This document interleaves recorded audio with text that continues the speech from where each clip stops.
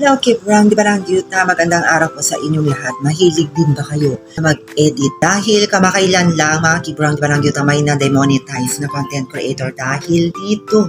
Kaya pakaingatan nyo mga Kibrang, di ba lang cute na tuwing tayo ay mag-edit, huwag nyong kalimutan na tanggalin ang watermark or tinatawag na logo sa editing app na ginamit nyo. Dahil kamakailan lang, so sad dahil may na-demonetize na content creator dahil dyan. Mayroon din ako watermark o logo sa huli ng ating mga video dahil doon din natin makikita yung logo ng editing app na ginamit natin.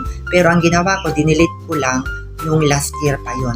Magkaiba kasi yung sistema at hindi natin maintindihan ng sistema ni Facebook minsan dahil sabi nila, wala naman sa akin, sabi ng iba, meron. Swertehan na lang din mga Kibrang, di ba lang yun, kapag kayo ay hindi pa nadidetect ni Facebook. Ingat na lang po tayo, make sure tanggalin nyo na lang po yan para ligtas po ang ating mga ina-upload para hindi masayang ang ating pinagpaguran. Ayan lamang mga Kibrang, di ba lang yun tayong konting share ko sa inyo. Nasa sa inyo pa rin kung tanggalin nyo or hindi. Pero para hindi na kayo magkaroon ng haka-haka, tanggalin nyo na lang po yung logo para mas sigurado. So ayan lamang mga Kibrang, di ba lang yuta?